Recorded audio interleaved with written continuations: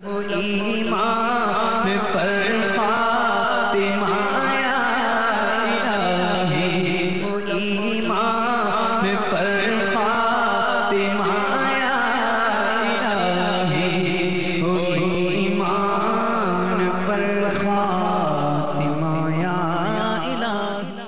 الحمدللہ رب العالمین، والصلاة والسلام علی سید المرسلین،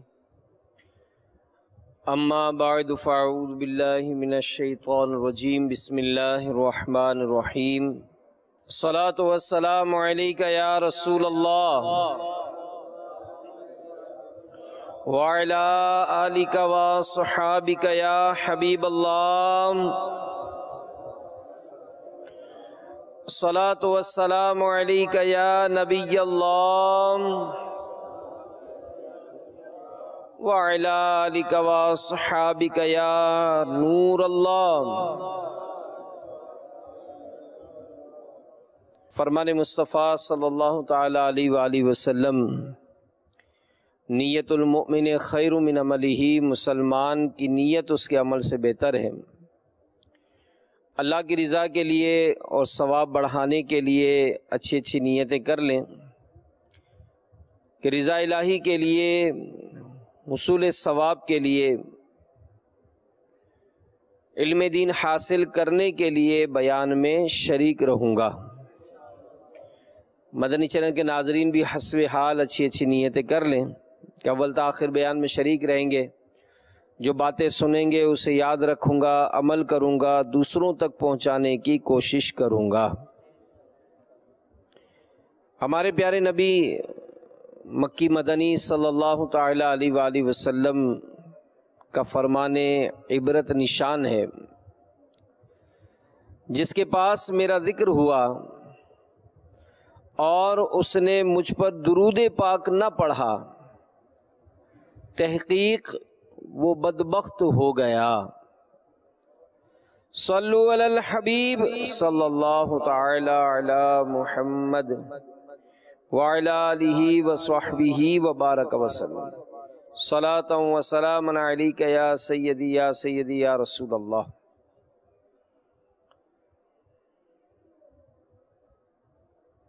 پاکستان کے صوبہ بلوچستان کا ایک ڈویژن ہے ڈیرہ بگٹی، تو اس کے شہر سوئی کے ایک اسکول ٹیچر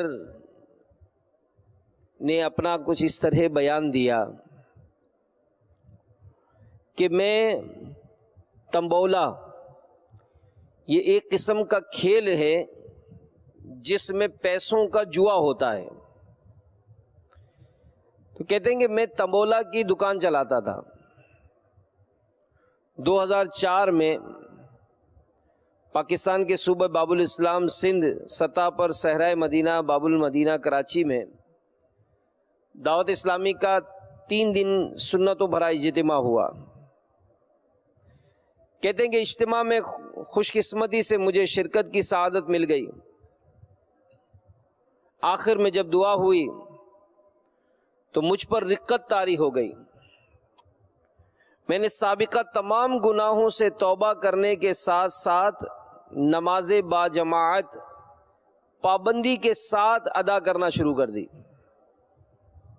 الحمدللہ عز وجل اجتماع سے واپس آتے ہی تمبولا کا کام یکسر ختم کر دیا، داڑھی شریف رکھ لی، اسکول میں بھی درس جاری کر دیا اور دعوت اسلامی کے مدرسۃ المدینہ برائے بالغان میں قرآن پاک پڑھنا شروع کر دیا۔ تو میرے میٹھے میٹھے و پیارے پیارے اسلامی بھائیوں، اچھی صحبت انسان کو اچھا بنا دیتی ہے، اور دعوت اسلامی کے مدنی ماحول میں یہ ایک ہی نہیں، ہزاروں ہی نہیں، لاکھوں لاکھ ایسے آپ کو مدنی بہاریں ملیں گی جو کل تک معاشرے میں ایک برا ان کا اثر تھا، لیکن اللہ کی رحمت سے ان کو سعادت ملی، نیک لوگوں کی صحبت ملی، آخر کار ایک حرام اور جہنم میں لے جانے والے کام سے ان کی جان چھوٹ گئی۔ ابھی ہم نے تمبولا یہ جوا کی ایک قسم ہے،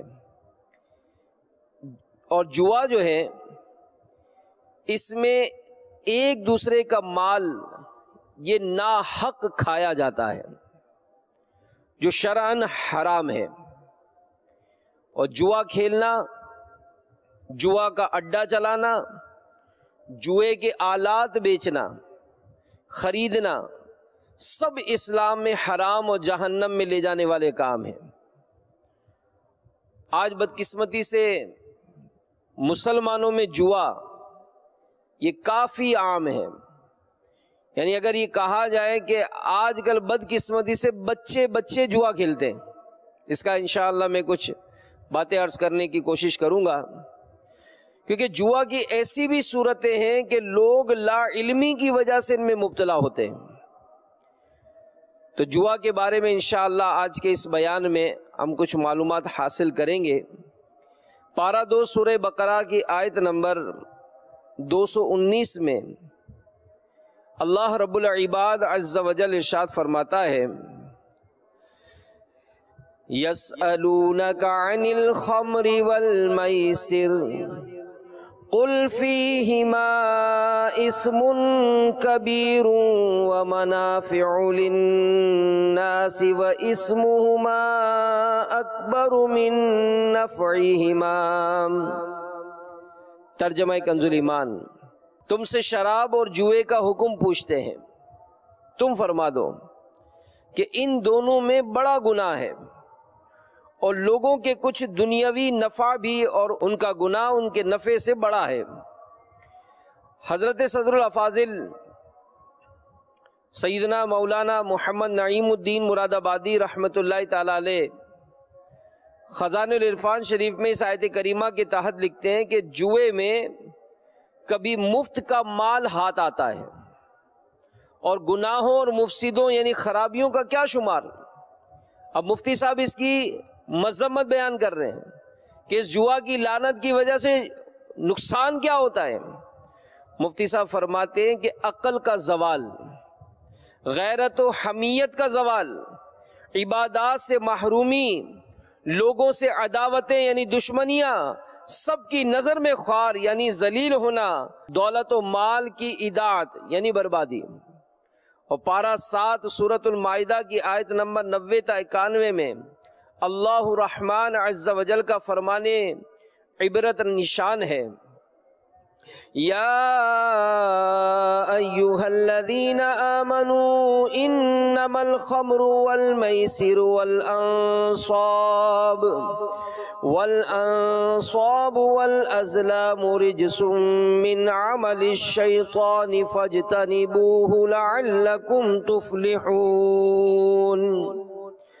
انما يريد الشيطان ان يوقع بينكم العداوة والبغضاء في الخمر والميسر ويصدكم عن ذكر الله وعن الصلاة فهل أنتم منتهون۔ ترجمہ کنز الایمان، اے ایمان والو، شراب اور جوا اور بت اور پانسے ناپاکی ہیں، شیطانی کام، تو ان سے بچتے رہنا کہ تم فلاح پاؤ۔ شیطان یہی چاہتا ہے کہ تم میں بیر اور دشمنی ڈلوا دے شراب اور جوئے میں، اور تمہیں اللہ عز و جل کی یاد اور نماز سے روکے، تو کیا تم باز آئے؟ تو صدر الافاضل سیدنا مولانا محمد نعیم الدین مراد آبادی رحمۃ اللہ تعالی علیہ خزانہ العرفان شریف میں اس کے تحت لکھتے ہیں کہ اس آیت میں شراب اور جوئے کے نتائج اور وبال بیان کیے گئے کہ شراب خوری اور جوئے بازی کا ایک وبال تو یہ ہے کہ اس سے آپس میں بغض و عداوتیں پیدا ہوتی ہیں، جو ان بدیوں یعنی برائیوں میں مبتلا ہو وہ ذکر الہی اور نماز کے اوقات کی پابندی سے محروم ہو جاتا ہے۔ تو ایسے افعال، ایسی صحبتیں، ایسی گیدرنگ اور ایسے انداز، ان سے بچنا ہے، ورنہ یہ دنیا اور آخرت کی تباہی و بربادی ہمارا مقدر بن سکتی ہے۔ اور پھر جوئے میں جو مال جیتا جاتا ہے، اس کے بارے میں کیا ارشاد ہے سنیے. پارہ 2 سورہ بقرہ کی آیت نمبر 188 میں ارشاد رب العباد ہوتا ہے وَلَا تَأْكُلُوا أَمْوَالَكُمْ بَيْنَكُمْ بِالْبَاطِلِ. ترجمہ کنز الایمان، اور آپس میں ایک دوسرے کا مال ناحق نہ کھاؤ. صدر الافاضل حضرت علامہ مولانا سید محمد نعیم الدین مراد آبادی رحمۃ اللہ تعالی علیہ خزائن العرفان شریف میں فرماتے ہیں کہ اس آیت میں باطل طور پر کسی کا مال کھانا حرام فرمایا گیا، خواہ لوٹ کر یا چھین کر یا چوری سے یا جوئے سے یا حرام تماشوں یا حرام کاموں یا حرام چیزوں کے بدلے یا رشوت یا جھوٹی گواہی یا چغل خوری سے، یہ سب ممنوع و حرام ہے. تو میرے میٹھے میٹھے و پیارے پیارے اسلامی بھائیوں، اس تلخ حقیقت سے کون واقف نہیں کہ ہمارے معاشرے میں یہ جوا کا جو معاملہ ہے اس کا کلچر بڑی تیزی سے بڑھتا جا رہا ہے. بات بات پہ شرطیں لگاتے ہیں، بات بات پر شرطیں لگائی جاتی ہیں اور یہ مختلف انداز اختیار کیے جاتے ہیں. کہیں کچھ دوست جمع ہوتے ہیں تو جناب وہ کچھ کھانے کا سامان لایا جاتا ہے، جناب یہ کھا لو، اگر کھا لیے تو تم کو میں اتنا دوں گا. موٹر سائیکل پر جا رہے ہیں تو ریس لگاتے ہیں تو جناب وہ تم نے اگر ایک پہیے پر اتنا راستہ اختیار کر لیا تو تم کو یہ ملے گا. یعنی اس طرح سے، اور بعض اس میں ایسی بھی شرطیں لگتی ہیں کہ جس سے جان چلی جاتی ہے. تو یہ یاد رکھیے کہ اس میں دینی طور پر بھی نقصان ہے اور دنیاوی طور پر بھی نقصان ہے. ایک صاحب لکھتے ہیں کہ میرے والد محترم ایک دفعہ گاؤں کے ایک ڈھابے پر چائے پی رہے تھے. ایک شخص نے دوسرے کے ساتھ یہ شرط لگائی کہ اگر تم 2 کلو جلیبی کھا کر دکھاؤ تو نہ صرف اس جلیبی کی قیمت بھی ادا کرے گا بلکہ 100 روپے تمہیں اضافے بھی دوں گا. اب ساتھ بیٹھے اور کچھ گزرتے لوگوں نے، یار ظاہر یہ تماشا شروع ہونے والا تھا، تو یہ بات بھی لکھی گئی ہے کہ جب یہ شرطیں لگتی ہیں نا، کرنے والے 2 ہوتے ہیں لیکن تماشا دیکھنے والے یہ سینکڑوں کی تعداد میں جمع ہو جاتے ہیں. تو اب ان 2 نادانوں نے آپس میں اس طرح کا کلام کیا کہ جناب تم یہ 2 کلو جلیبی کھا لو تو اس جلیبی کے پیسے بھی میں دوں گا اور 100 روپے بھی دوں گا. اب ہمت، جو تماشائی تھے انہوں نے ہمت دلانا شروع کی، ارے کر لے ارے کر لے. کیا ہوا؟ شرط قبول کر لی، اب جلیبی کھا بھی لی، 100 روپے بھی لے لیے. لیکن اگلے دن 2 دن وہ اسپتال میں داخل رہا اور اسے ہزاروں روپے اسپتال میں دینے پڑے. یہ ہوتا ہے. ایسے گیدرنگ میں جانے میں ہمیں مزہ آتا ہے، ایسے لوگوں کے ساتھ بیٹھنے میں ہمیں لطف آتا ہے کہ اس طرح کی کوئی یار کمپنی ہے نا، کچھ آپس میں شگل میلہ نہیں کر سکتے، کچھ ایسا نہیں کر سکتے. کئی ایسے واقعات ہیں. ایک جگہ تو غالباً میں نے پڑھا تھا بوتلیں پینے کا کوئی مقابلہ ہوا تھا، 1 یا 2 کریٹ پینے تھے، کیا تھی، وہ بندہ جان سے ہی چلا گیا، جان سے ہی چلا گیا. اسی طرح وہ شخص لکھتا ہے کہ کسی نے شرط لگائی کہ اگر وہ 3 درجن کیلے کھائے تو اس کو ایک گھڑی، مہنگی گھڑی، اور ساتھ میں 1500 روپے دیے جائیں گے. اب پہلے تو وہ 3 درجن کیلے دیکھ کے گھبرایا کہ ممکن ہی نہیں، لیکن پھر وہی ہوا. یہ جو ساتھ والے ہوتے ہیں وہی مرچ مسالہ لگاتے ہیں، نعرے لگاتے ہیں، جوش دلاتے ہیں. نتیجہ کیا ہوا کہ اس نے جناب منع کرنے، بعض دوستوں نے منع کیا، منع کرنے کے باوجود اس نے شروع کر دیا اور تقریباً 1 ہی درجن کیلے کھائے تھے کہ اس کی آنکھیں پہلے سے زیادہ کھل گئیں. اس نے پہلے تو قے کرنا شروع کی، طبیعت بگڑی، اسپتال لے جا رہے تھے. اس اسپتال لے جانے میں بھی جو نادان دوست ہیں وہ کہہ رہے ہیں کہ جو باقی درجن ہے اس کو زبردستی کھلا دو. تو یہ میرے میٹھے میٹھے پیارے پیارے اسلامی بھائیوں ہمارے معاشرے کا ایک کلچر ہو گیا. ابھی بڑا مشہور ایک واقعہ ہوا کشمیر کی طرف، نوجوان گھومنے گئے اور ایک ایسا نوجوان جو تیرنا بھی جانتا تھا، بس وہ جذبات کی روح میں آ کر دوستوں نے نعرے لگائے اور وہی شرطیں لگیں اور اس نے آؤ دیکھا نہ تاؤ چھلانگ لگائی. تو کہتے ہیں کہ حالانکہ تیرنے والا تھا مگر وہ جوش جوش میں اس کا سر کسی پتھر سے ٹکرایا اور وہی وہیں بے ہوش ہو گیا. کئی دنوں تک اس کی لاش بھی نہیں ملی. تو میرے میٹھے میٹھے پیارے پیارے اسلامی بھائیوں، ہمارا دین یہ ہم کو اس طرح کے افعال سے منع کرتا ہے، کیونکہ اس میں کئی ایسی صورتیں بدقسمتی سے معاشرے میں رائج ہو گئیں کہ جس کو دیکھ کر، جس کو مطلب جذبات کی روح میں بہہ کر بہت سارے گناہوں کا بازار گرم ہوتا ہے۔ احادیث مبارکہ میں جوئے کی شدید مذمت بیان کی گئی، چنانچہ جوئے کے کھیل کے بارے میں حضرت بریدہ رضی اللہ تعالیٰ عنہ سے روایت ہے، رسول اللہ صلی اللہ علیہ وآلہ وسلم نے ارشاد فرمایا، جس نے نرد شیر یعنی جوئے کا ایک کھیل کھیلا تو گویا اس نے اپنا ہاتھ خنزیر کے گوشت اور خون میں ڈبو دیا۔ حضرت ابو عبد الرحمن ختمی رضی اللہ تعالیٰ عنہ سے روایت ہے، سرکار مدینہ صلی اللہ علیہ وآلہ وسلم نے ارشاد فرمایا، جو شخص نرد کھیلتا ہے پھر نماز پڑھنے اٹھتا ہے، اس کی مثال اس شخص کی طرح ہے جو پیپ اور سور کے خون سے وضو کر کے نماز پڑھنے کھڑا ہوتا ہے۔ تو دین اسلام نے اپنے ماننے والوں کو ہر اس عمل اور عادت سے روکا ہے جس سے ان کا مالی اور جسمانی نقصان وابستہ ہو، انہیں اللہ عز و جل کے ذکر سے غافل کر دے۔ ایسی بے شمار چیزوں میں سے ایک چیز جوا بازی ہے، جو معاشرتی امن و سکون اور باہمی محبت و یگانت کے لیے زیر قاتل سے بڑھ کر ہے۔ قرآن حدیث میں مختلف انداز سے مسلمانوں کو اس شیطانی عمل سے روکا گیا، لیکن افسوس فی زمانہ مسلمانوں کی ایک تعداد اس خبیث ترین عمل میں مبتلا نظر آ رہی ہے۔ یہ لوگ دنیا اور آخرت کے لیے حقیقی طور پر مفید کاموں کو چھوڑ کر اپنے شب و روز کو اسی عمل میں لگائے ہوئے ہیں، اور ان کی اسی روش کا نتیجہ ہے کہ ان مسلمانوں کی نہ تو دنیاوی پسماندگی دور ہو رہی ہے اور نہ ہی وہ اپنی اخروی زندگی کے لیے کچھ کر پا رہے ہیں۔ تو یہاں پر چند صراط الجنان شریف میں مفتی صاحب نے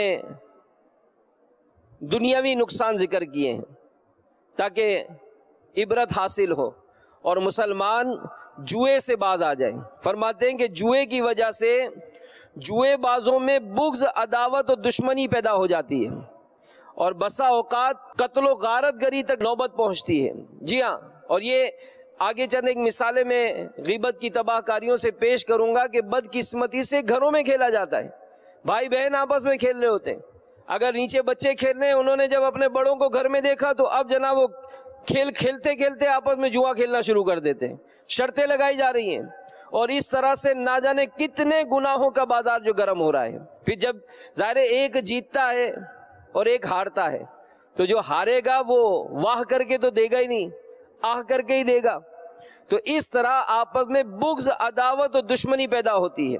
جوئے بازی کی وجہ سے مالدار انسان لمحوں میں غربت و افلاس کا شکار ہو جاتا ہے، خوشحال گھر بدحالی کا نظارہ پیش کرنے لگتے ہیں، اچھا خاصا آدمی کھانے پینے تک محتاج ہو کر رہ جاتا ہے، معاشرے میں اس کا بنا ہوا وقار ختم ہو جاتا ہے، سماج میں اس کی کوئی قدر و قیمت اور عزت باقی نہیں رہتی۔ جوئے باز نفع کے لالچ میں بکثرت قرض لینے اور کبھی کبھی سودی قرض لینے پر مجبور ہو جاتا ہے، اور جب وہ قرض ادا نہیں کر پاتا تو اسے قرض نہیں ملتا تو وہ ڈاکہ زنی، چوری وغیرہ میں مبتلا ہو جاتا ہے، حتیٰ کہ جوئے باز چاروں جانب سے مصیبتوں میں ایسا گھر جاتا ہے کہ بالآخر وہ خودکشی کرنے پر مجبور ہو جاتا ہے۔ تو اللہ تعالیٰ مسلمانوں کو ہدایت عطا فرمائے اور انہیں اس شیطانی عمل سے بچنے کی توفیق عطا فرمائے۔ تو میرے میٹھے میٹھے اور پیارے پیارے اسلامی بھائیو، ظاہر ہے جب جوا کھیلا جاتا ہے ایک کو فائدہ ہوتا ہے، دوسرے کو نقصان ہوتا ہے۔ تو دین اسلام میں اپنے فائدے کے لیے دوسروں کو نقصان پہنچانا، اس کا بھی منع فرمایا گیا۔ چنانچہ سورہ بقرہ میں ہے، وَلَا تَأْكُلُوا أَمْوَالَكُمْ بَيْنَكُمْ بِالْبَاطِلِ وَتُدْلُوا بِهَا إِلَى الْحُكَّامِ لِتَأْكُلُوا فَرِيقًا مِّنْ أَمْوَالِ النَّاسِ بِالْإِثْمِ وَأَنْتُمْ تَعْلَمُونَ۔ ترجمہ کنز العرفان۔ اور آپس میں ایک دوسرے کا مال ناحق نہ کھاؤ، اور نہ حاکموں کے پاس ان کا مقدمہ اس لیے پہنچاؤ کہ لوگوں کو کچھ مال ناجائز طور پر جان بوجھ کر کھا لو۔ وَلَا تَأْكُلُوا أَمْوَالَكُمْ بَيْنَكُمْ بِالْبَاطِلِ، اور آپس میں ایک دوسرے کا مال ناحق نہ کھاؤ. یعنی اس آیت میں باطل طور پر کسی کا مال کھانا حرام فرمایا گیا، خواہ لوٹ کر یا چھین کر، چوری سے یا جوئے سے یا حرام تماشوں یا حرام کاموں یا حرام چیزوں کے بدلے یا رشوت یا جھوٹی گواہی سے، یہ سب ممنوع حرام ہے. تو اس ضمن میں مفتی صاحب ایک مسئلہ نقل فرماتے ہیں کہ اس سے معلوم ہوا کہ ناجائز فائدے کے لیے کسی پر مقدمہ بنانا اور اس کو حکام تک لے جانا ناجائز و حرام ہے. اسی طرح اپنے فائدے کی غرض سے دوسرے کو ضرر پہنچانے کے لیے حکام پر اثر ڈالنا، رشوتیں دینا حرام ہے. حکام تک رسائی رکھنے والے لوگ اس آیت کو حکم پیش نظر رکھیں. حضرت ابو بکر صدیق رضی اللہ تعالی عنہ سے روایت ہے کہ نبی پاک صلی اللہ علیہ وآلہ وسلم نے ارشاد فرمایا، وہ شخص ملعون ہے جو اپنے مسلمان بھائی کو نقصان پہنچائے یا اس کے ساتھ دھوکہ کرے. تو میرے میٹھے میٹھے پیارے پیارے اسلامی بھائیوں، جوا اس کے متعلق سن لیجئے کہ جوا کھیلنا حرام ہے. جوا ہر ایسا کھیل جس میں اپنا کل یا بعض مال چلے جانے کا اندیشہ ہو یا مزید مل جانے کی امید ہو. شطرنج، تاش، لوڈو، کیرم، بلیئرڈ، کرکٹ وغیرہ ہار جیت کے کھیل جن پر بازی لگائی جاتی ہے، یہ سب جوئے میں داخل اور حرام ہیں. یوں ہی کرکٹ وغیرہ میں میچ یا ایک ایک اوور یا ایک ایک بال پر جو رقم لگائی جاتی ہے، یہ جوا ہے. یوں ہی گھروں یا دفتروں میں چھوٹی موٹی باتوں پر جو اس طرح شرطیں لگتی ہیں کہ اگر میری بات درست نکلی تو تم کھانا کھلاؤ گے. آپس میں بہن بھائی آپس میں کر رہے ہوتے ہیں، آپس میں رشتہ دار کر رہے ہوتے ہیں، یہاں تک کہ نادانی کی انتہا کے ماں باپ اور بچوں میں اس طرح کا سلسلہ چل رہا ہوتا ہے. یہ سب کیا ہے؟ یہ سب علم دین سے دوری ہے. علم دین حاصل نہیں ہے، آپس میں گفتگو کرنے کا کوئی ہم کو سینس ہی نہیں ہے، کوئی طریقہ ہی نہیں ہے. تو اس طرح سے کہ اگر میری بات درست نکلی تو تم کھانا کھلاؤ گے، اگر تمہاری بات درست نکلی تو میں کھانا کھلاؤں گا، یہ سب جوئے میں داخل ہے. یوں ہی لاٹری وغیرہ جوئے میں داخل ہے. آج کل موبائل کمپنی میسج کرنے پر ایک مخصوص رقم کٹتی ہے اور اس پر انعامات بھی رکھے جاتے ہیں، یہ سب جوئے میں داخل ہے. تو میرے میٹھے میٹھے اسلامی بھائیوں، ہم رب عز و جل کی کیسی کیسی نعمتوں کو پائے ہوئے ہیں، کیسی کیسی نعمتوں کو پائے ہوئے ہیں، لیکن ہم اس رب عز و جل کے کما حق ارشادات پر عمل نہیں کر رہے. اور نتیجہ کیا ہے؟ طرح طرح کی بیماریاں، طرح طرح کی پریشانیاں آئے دن ہمیں گھیرے رہتی ہیں. دعا کرتے ہیں تو جناب ہماری دعائیں قبول نہیں ہوتی، ہماری بیماریاں دور نہیں ہوتی، ہماری پریشانیاں دور نہیں ہوتی. تو کہیں ایسا تو نہیں کہ جو کچھ بھی ہیں وہ اپنے ہی ہاتھوں کی بدولت؟ شکوا ہے زمانے کا نہ قسمت سے گلا ہے، دیکھے ہیں یہ دن اپنی ہی غفلت کی بدولت، سچ ہے کہ برے کام کا انجام برا ہے. ایک مرتبہ سیدنا موسیٰ کلیم اللہ علی نبینا وعلیہ الصلوۃ والسلام کا گزر ایک مقام سے ہوا. ایک شخص ہاتھ اٹھائے رو رو کر بڑے رقت انگیز انداز میں دعا کر رہا تھا. سیدنا موسیٰ کلیم اللہ علی نبینا وعلیہ الصلوۃ والسلام اسے دیکھتے رہے. پھر بارگاہ خداوندی عز و جل میں عرض گزار ہوئے کہ اے میرے رحیم و کریم پروردگار، تو اپنے اس بندے کی دعا قبول کیوں نہیں فرماتا؟ اللہ عز و جل نے سیدنا موسیٰ کلیم اللہ علی نبینا وعلیہ الصلوۃ والسلام کی طرف وحی فرمائی، اے موسیٰ اگر یہ شخص اتنا روئے کہ اس کا دم نکل جائے، اپنا ہاتھ اتنے بلند کر لے آسمان کو چھو لے، میں اس کی دعا قبول نہیں کروں گا، میں اس کی دعا قبول نہ کروں گا. سیدنا موسیٰ کلیم اللہ علی نبینا علیہ الصلوۃ والسلام نے عرض کی، میرے مولا اس کی وجہ کیا ہے؟ ارشاد فرمایا، یہ حرام کھاتا اور حرام پہنتا ہے اور اس کے گھر میں حرام مال ہے. تو آج اگر دوستوں میں بیٹھ کے کچھ جیت بھی لیا، کچھ پیسے آ بھی گئے، تو کھا کھا کے کتنا کھائیں گے، رکھ رکھے کتنا رکھیں گے؟ ارے قبر میں کون سے آپ کا بینک بیلنس چھوڑا جائے گا؟ کو قبر میں آپ کو نوٹوں کی گڈی پہ سلایا جائے گا؟ نہیں. آپ بھلے کروڑ پتی ہیں، آج ارب پتی ہے، آپ کے بنگلوں کی تعداد، آپ کی پراپرٹی اتنی ہے کہ آپ کو بھی یاد نہیں ہے، آپ کے بینک میں اتنا روپیہ ہے کہ کوئی گن بھی نہیں سکتا. چلیں بتائیں قبر میں کتنا روپیہ لے کے جائیں گے؟ ارے جس کفن کو پہنایا جاتا ہے اس کفن میں تو جیب ہی نہیں ہوتی ہے، جیب ہی نہیں ہے، کوئی سہولتیں قبر میں نہیں ملیں گی، اچھے اعمال ہوں گے یہ قبر جنت کا باغ بنے گی، ورنہ کہیں ہماری ہلاکت ہی نہ ہو جائے۔ اور پھر یہ جو مسائل ہیں، جو معاملات ہیں، اس کے بارے میں غور کریں، سوچیں۔ آج ہماری نادانی، آج ہماری غفلت اور آج ہماری اس بے باکی کا نتیجہ ہے کہ ہماری اولاد تک آپس میں کھیل کھیلتے کھیلتے جوا کرتے ہیں، جوا کھیل رہے ہیں۔ یعنی ایسا حال ہے کہ اگر کوئی دوست آپس میں انتقال کرتا ہے تو اس کے یاد میں ہونا تو یہ چاہیے کہ قرآن خوانی کا اہتمام ہوتا، ہونا یہ چاہیے تھا کہ نیکی کا اہتمام ہوتا۔ بدقسمتی سے اس دوست کی یاد میں کرکٹ ٹورنامنٹ رکھا جاتا ہے۔ اب اس کرکٹ ٹورنامنٹ میں بھی کیا ہوتا ہے، جو فضول لیات و معاملات ہے وہ ایک اپنی جگہ رونا تھا، ایسے ٹورنامنٹ میں بھی جوا کا اہتمام ہوتا ہے۔ اور یہ کرنے والوں کو اتنا سینس نہیں ہے کہ ہم وہ کام کر رہے ہیں کہ جس کا رب عز و جل نے منع فرمایا، ہمارے پیارے نبی صلی اللہ علیہ وآلہ وسلم نے جس کا منع فرمایا، لیکن بدقسمتی سے آج اس بارے میں معاشرے میں کوئی سوچنے کے لیے تیار نہیں۔ تو کوئی شخص جتنا بھی مال حرام جمع کر لے، ایک دن ایسا آئے گا کہ اسے یہ سارا مال دنیا میں ہی چھوڑ کر خالی ہاتھ دنیا سے جانا ہوگا، کیونکہ کفن میں تھیلی ہوتی ہے، نہ قبر میں تجوری۔ پھر قبر کو نیکیوں کا نور روشن کرے گا، نہ کہ سونے چاندی کی چمک دمک۔ الغرض یہ دولت فانی ہے اور ہرتی پھرتی چھاؤں ہے کہ آج ایک کے پاس تو کل دوسرے کے پاس، پرسوں کسی تیسرے کے پاس۔ آج کا صاحب مال کل کا کنگال، آج کا کنگال کل مالا مال ہو سکتا ہے۔ تو پھر مال حرام جیسی ناپائیدار شے کی وجہ سے اپنے رب عز و جل کو کیوں ناراض کیا جائے؟ اس لیے ہمیں چاہیے کہ آج اور ابھی اپنے مال و اسباب پر غور کر لیں، خدا نہ خواستہ کہیں حرام شامل تو نہیں۔ اگر ایسا ہو تو ہاتھوں ہاتھ توبہ کریں اور حرام مال سے جان چھڑا لیں۔ اگر حرام مال خرچ ہو چکا تو بھی توبہ کیجیے۔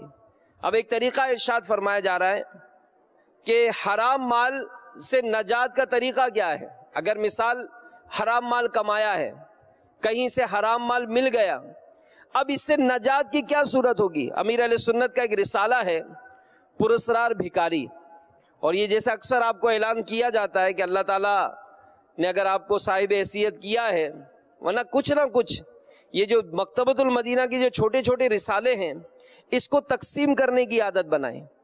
بظاہر یہ چھوٹا سا سائز میں ہوتا ہے، لیکن ماشاء اللہ علم دین کی دولت سے مالا مال۔ یہ پراسرار بھکاری پاکٹ سائز کا جو رسالہ ہے میرا خیال ہے شاید 6 یا 7 روپے کا ہے، لیکن اس میں حرام مال سے نجات کا طریقہ لکھا ہے۔ سنیے، امیر علیہ سنت صفحہ نمبر 26 پر لکھتے ہیں کہ حرام مال کی 2 صورتیں ہیں۔ ایک وہ حرام مال جو چوری، رشوت، غصب اور انہی جیسے دیگر ذرائع سے ملا ہو، ان کو حاصل کرنے والا اس کا اصلاً یعنی بالکل مالک ہی نہیں بنتا۔ اس مال کے لیے شرعاً فرض ہے کہ جس کا ہے اسی کو لوٹا دیا جائے، اور نہ رہا ہو تو وارثوں کو دے، اور ان کا بھی پتہ نہ چلے تو بلا نیت ثواب فقیر پر خیرات کر دے۔ دوسرا وہ حرام مال جس میں قبضہ کر لینے سے ملک خبیث حاصل ہو جاتی ہے، اور یہ وہ مال ہے جو کسی عقد فاسد کے ذریعے حاصل ہوا ہو، جیسے سود یا داڑھی منڈانے یا خشخشی کرنے کی اجرت وغیرہ۔ اس کا بھی وہی حکم ہے، مگر فرق یہ ہے کہ اس کو مالک یا اس کے ورثہ کو لوٹانا فرض نہیں۔ اولاً فقیر کو بھی بلا نیت ثواب خیرات دے سکتا ہے، البتہ افضل یہی ہے کہ مالک یا ورثہ کو لوٹا دے۔ اور بعض اوقات یہ جو مال ہوتا ہے تو ہم مسجدیں بنا رہے ہیں، صدقہ و خیرات کر رہے ہیں، بہت زیادہ نیکی اور فلاحی کے کاموں میں حصہ لیتے ہیں۔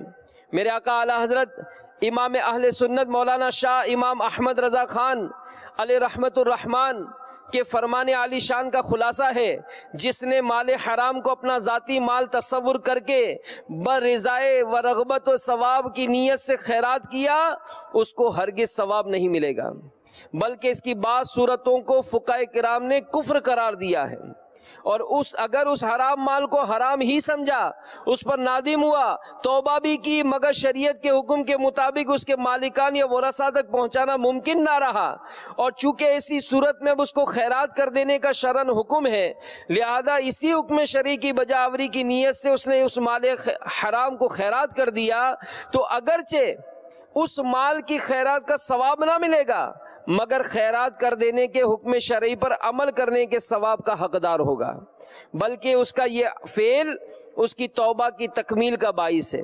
تو میرے میٹھے میٹھے اور پیارے پیارے اسلامی بھائیوں، مسلمانوں سے خیر خواہی کیجیے۔ یعنی آج واقعی کسی مسلمان کا نقصان ہونا تو دل میں بڑی خوشیاں ہوتی ہیں، دھوکہ دینے میں تو مطلب وہ مہارتیں حاصل کی جاتی ہیں، بلکہ اگر کسی دکان پر سیٹھ نے اپنے بیٹے کو بٹھایا اور اس بیٹے نے کوئی چونا لگا دیا، کوئی اچھا نفع کما دیا، تو اس بیٹے کو جو ہے وہ مبارکبادیں دی جاتی ہیں اور اس کو مطلب جناب شاباشیاں دی جاتی ہیں۔ ہمارے اسلاف و بزرگوں کا انداز سبحان اللہ کیسا یہ مسلمانوں کو کے ساتھ خیر خواہی کیا کرتے تھے۔ حضرت سیدنا جریر بن عبداللہ رضی اللہ تعالیٰ عنہ نے ایک مرتبہ اپنے غلام کو حکم دیا کہ ایک گھوڑا خرید لاؤ۔ اب دیکھیں انداز، مسلمانوں کے ساتھ خیر خواہی۔ اس غلام نے 300 درہم میں گھوڑا خریدا اور گھوڑے کے مالک کو ساتھ لے آیا تاکہ حضرت جریر رضی اللہ تعالیٰ عنہ اسے رقم ادا کر دے۔ جب آپ رضی اللہ تعالیٰ عنہ نے گھوڑا دیکھا تو اس کے مالک سے کہا کہ تمہارا گھوڑا تو 300 درہم سے زیادہ مالیت کا ہے، کیا تم اسے 400 درہم میں بیچو گے؟ مالک نے کہا کہ اے ابو عبداللہ، یہ حضرت جریر رضی اللہ تعالیٰ کی کنیت تھی، جیسے آپ کی مرضی۔ پھر سیدنا جریر رضی اللہ تعالیٰ نے کہا کہ یہ 400 درہم سے بھی زیادہ مالیت کا ہے، کیا تم 500 درہم میں بیچو گے؟ آپ اسی طرح 100 درہم کا اضافہ کرتے رہے، یہاں تک کہ آپ نے وہ گھوڑا 800 درہم میں خریدا۔ جب حضرت سیدنا جریر رضی اللہ تعالیٰ عنہ سے اس کے بارے میں پوچھا گیا تو انہوں نے فرمایا کہ میں نے رسول اللہ صلی اللہ علیہ وآلہ وسلم سے ہر مسلمان کے ساتھ خیر خواہی کی بیعت کی ہے، یعنی مسلمانوں کو فائدہ پہنچانا ہے، ان کے ساتھ خیر خواہی کا انداز اختیار کرنا ہے کہ اگر کسی سبب سے کوئی مسلمان پریشانی کے عالم میں، جیسے بعض اوقات ہوتا ہے کہ کسی کے اوپر قرض کا بوجھ آ گیا، اب مکان ظاہر جن سے قرض لیا وہ پریشان کر رہے ہیں، اب یہ مجبوری ہو کر مکان بیچ رہا ہے، اور ظاہر مکان ہے 10 لاکھ روپے کا، اس کو مثال 5 لاکھ روپے ادا کرنے، تو اب مکان بیچنا ہے اور فوراً ادائیگی کرنی ہے۔ تو ایک تو یہ ہوتا ہے کہ چونکہ اس کی مالیت 10 لاکھ کی ہے تو کیوں نہ اس کے ساتھ خیر خواہی کی جائے اور 10 لاکھ کی چیز 10 لاکھ میں لے لی جائے۔ ایک یہ کہ یہ ویسے ہی ٹوٹا ہوا ہے، یہ ویسے ہی گرا ہوا ہے، گرتے کو ایک اور دھکا دو کہ اس کی 10 لاکھ کی چیز میں 6 لاکھ میں لوں گا، چاہیے تو لے لو بھائی، ورنہ ٹھیک ہے کسی اور کو دے دو، اب وہ مجبور ہے۔ تو اس طرح کے بہت سارے مطلب معاملات یہ معاشرے میں ہمیں سامنا ہوتا ہے، لیکن آج مسلمانوں کے ساتھ خیر خواہی کا جذبہ یہ بدقسمتی سے ہمارا ماند پڑ گیا، جبھی تو جوا اور نہ جانے کیسے کیسے انداز یہ اختیار کیے جاتے ہیں۔ تو یاد رکھیے کہ جوا کو عربی میں قمار کہتے ہیں، اس کی تعریف بھی ملاحظہ کیجئے۔ حضرت میر سید شریف جرجانی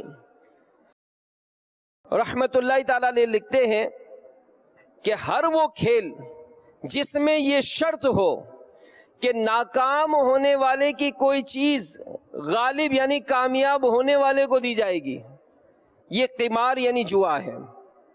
تو جوئے کے بدقسمتی سے فی زمانہ کئی نت نئے طریقے رائج ہیں۔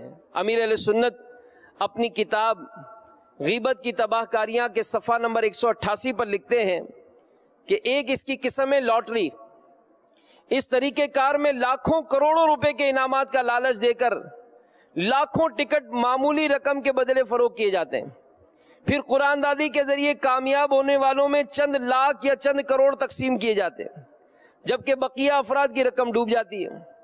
یہ بھی جوا ہی کی ایک صورت ہے جو کہ حرام اور جہنم میں لے جانے والا کام ہے۔ ہمارے یہاں وطن عزیز میں یعنی حکومت پاکستان نے مختلف بانڈ جاری کیے، اب اس مختلف روپے کی قیمت کے انعامی بانڈ بینک کے ذریعے جاری کی جاتی ہے اور جدول کے مطابق ہر ماہ قرآن دادی کے ذریعے کروڑوں روپے کے انعامات یہ خریداروں میں تقسیم کرتی ہے. جس کا انعام نہیں نکلتا اس کی رقم محفوظ رہتی ہے اور اسے جب چاہے وہ کیش کروا سکتا ہے. تو یہ جواز یعنی جائز ہونے کی صورت ہے. اب جوئے میں یہ داخل نہیں ہے، لیکن اس کے متوازی بعض لوگ انعامی بانڈز کی پرچیاں بیچتے ہیں. ان پرچیوں کی خرید و فروخت غیر قانونی، ناجائز اور حرام ہے، کیونکہ بیچنے والا حکومت کی طرف سے جاری کردہ پرائز بانڈ اپنے پاس ہی رکھتا ہے، بلکہ بعض اوقات تو پرائز بانڈ بیچنے والے کے پاس ہوتے ہی نہیں ہیں. پرچی بیچنے والا خریدار کو قلیل رقم کے بدلے پرچی پر محض ایک نمبر لکھ کر دے دیتا ہے. اگر اس نمبر پر انعام نکل آیا تو میں تمہیں اتنی رقم دوں گا. انعامی پرچی کا یہ کام بھی جوا ہے، کیونکہ اس میں انعام نہ نکلنے کی صورت میں خریدار کی رقم ڈوب جاتی ہے. تیسرا، موبائل میسیجز پر جوا کھیلا جاتا ہے. موبائل پر مختلف سوالات میسیجز پر بھیجے جاتے ہیں، مثلا کون سی ٹیم جیتے گی، پاکستان کس دن بنا تھا. درست جوابات دینے والوں کو مختلف انعامات رکھے جاتے ہیں اور شرکت کرنے والے کے موبائل بیلنس سے کہتے ہیں بس 10 روپے کٹیں گے آپ کے. جن کا انعام نہیں نکلتا ان کی رقم ضائع ہو جاتی ہے. یہ بھی جوا حرام اور جہنم میں لے جانے والا کام. اب یہاں پر مدنی چینل کے ناظرین بھی دیکھیں، غور کریں کہ کیا ہمارے بچے تو کہیں اس طرح سے مبتلا تو نہیں ہیں. اسی طرح ان میں معمہ یعنی ایک سے زیادہ سوالات حل کرنے کے لیے دیے جاتے ہیں. جس کا حل منتظمین کی مرضی کے مطابق نکل آئے اسے انعام دیا جاتا ہے. تو معمولی فیسیں لے کر اس میں شریک کیا جاتا ہے اور جو اس کا نام نکلا اس کو انعام ملتا ہے، باقی سب کے پیسے ڈوب جاتے ہیں. پیسے جمع کر کے قرآن دادی کرنا یہ گھروں میں ہوتا ہے، دوستوں میں ہوتا ہے کہ بعض افراد یا دوست آپس میں تھوڑی تھوڑی رقم کر کے قرآن دادی کرتے ہیں. جس کا نام نکلا ساری رقم اس کو ملے گی. یہ بھی جوا ہے کیونکہ بقیہ افراد کی رقم ڈوب جاتی ہے. اسی طرح بعض اوقات پیسے جمع کر کے کوئی کتاب یا دوسری چیز خرید جاتی ہے، جس کا نام قرآن دادی میں نکلا یہ کتاب اس کو دی جائے گی، باقی کی رقم ڈوب گئی. یہ بھی جوا ہے. تو یاد رہے کہ بعض کمپنیاں اپنی مصنوعات خریدنے والوں کو قرآن دادی کے کر کے انعامات دیتی ہیں. یہ جائز ہیں کیونکہ اس میں کسی کی رقم نہیں ڈوبتی.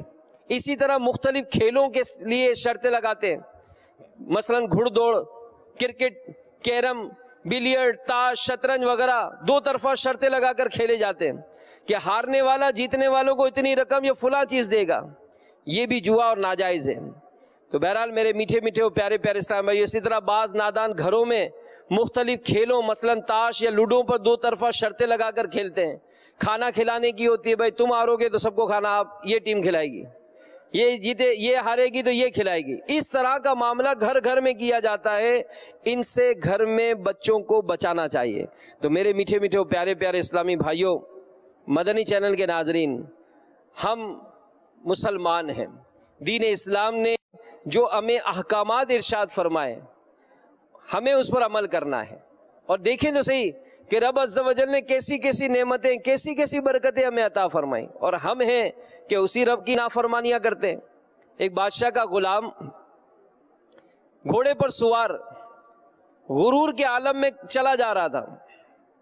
سامنے سے ایک بزرگ آ گئے. انہوں نے اس مغرور غلام سے کہا کہ یہ اکڑ خانی اچھی نہیں ہے. غلام نے اور زیادہ اکڑ سے کہا، میں فلاں کا غلام ہوں، فلاں بادشاہ کا غلام ہوں، اور وہ بادشاہ مجھ پر بہت بھروسہ کرتا ہے. جب وہ سوتا ہے میں اس کی حفاظت کرتا ہوں، جب اسے بھوک لگتی ہے میں اسے کھانا دیتا ہوں، اتنا قریب ہوں میں. کوئی حکم دیتا ہے تو فوراً بجا لاتا ہوں، میں بہت خاص آدمی ہوں اس کا. ان بزرگ نے پوچھا جب تم سے غلطی ہو جاتی تو کیا ہوتا ہے؟ تو غلام نے جواب دیا کہ اس صورت میں مجھے کوڑے لگتے ہیں. تو بزرگ فرمانے لگے کہ پھر تو مجھے زیادہ کرنا چاہیے. اب بزرگ سمجھانے کے لیے فرمانے لگے کہ یہ باتیں سن کر کے اس صورت میں تو مجھے زیادہ کرنا چاہیے. غلام نے حیران ہو کر پوچھا وہ کیسے؟ بزرگ نے فرمایا کہ میں ایسے بادشاہ کا غلام ہوں کہ جب میں بھوکا ہوتا ہوں تو وہ مجھے کھانا کھلاتا ہے، جب میں بیمار ہوتا ہوں تو وہ مجھے شفا دیتا ہے، جب میں سوتا ہوں تو وہ میری حفاظت فرماتا ہے، جب مجھ سے غلطی ہو جائے میں اسے معافی مانگ لوں تو بغیر کوئی سزا دیے اپنی رحمت و مہربانی سے مجھے بخش دیتا ہے۔ یہ سن کر اس مغرور غلام نے کہا کہ تب تو مجھے بھی اس کا غلام بنا دیں۔ بزرگ فوراً بولے بس تو پھر اللہ کا ہو جا، ایسا مالک تجھے کہیں نہیں ملے گا، سب کا بھلا سب کی خیر ہے۔ تو میرے میٹھے میٹھے پیارے پیارے اسلام بھائیوں، اپنی سوچ کو یکسر چینج کیجیے۔ دین اسلام کی تعلیمات پر عمل کس صورت میں ہوگا؟ جب ہم سیکھیں گے، جب ہم سیکھیں گے نا، کچھ علم ہوگا تو عمل ہوگا نا۔ اپنے گھر میں وہ مدنی ماحول بنائیں تو صحیح کہ جس سے آپ کے ساتھ ساتھ آپ کے بچے بھی اس دین اسلام کی تعلیمات کو حاصل کریں، تاکہ ہمارے مرنے کے بعد ہماری اولاد ہمارے لیے ثواب جاریہ کا ذریعہ بنے۔ کہیں ایسا نہ ہو کہ اولاد بھی کوئی فنکشن ہی ہمارے لیے یاد میں مقرر کر دے کہ جناب آج میرے والد صاحب کا چونکہ دن ہے تو لہذا میں اس طرح کا فنکشن کروں گا۔ کوئی بعید نہیں کہ آنے والے دنوں میں کچھ ایسا بھی نہ ہو، جیسا میں نے ٹورنامنٹ کا کہا کہ کرکٹ ٹورنامنٹ، بھائی یہ دوست ہمارا ساتھ کھیلتا تھا، اس سال ہم اس کی یاد میں ایک ٹورنامنٹ رکھیں گے اور کھیل کود کر کے پورے محلے کو پریشان کر کے بھائی کیا ہو رہا ہے، بھائی فلاں کی یاد میں یہ ٹورنامنٹ رکھا جا رہا ہے۔ اور پھر یہ آفت الگ کہ اب اس میں جناب جوا کی لعنتیں شروع ہو گئی ہیں۔ تو بہرحال ان چیزوں سے بچنا ہمارے لیے بھی لازم ہے۔ پھر بینگ اے مسلم، ایک مسلمان ہونے کی حیثیت سے نہ صرف خود یہ باتیں سیکھنی ہیں بلکہ دوسروں تک سکھانی ہے۔ اللہ تعالیٰ سے دعا ہے کہ اللہ تعالیٰ ہمارے بچوں کو علم دین کی دولت سے مالا مال فرمائے، ہم علم حاصل کریں، عمل کریں، دوسروں تک پہنچائیں۔ اللہ عمل کی توفیق عطا فرمائے، آمین بجاہ النبی الامین صلی اللہ تعالی علیہ وآلہ وسلم۔ ایمان پر خاتمہ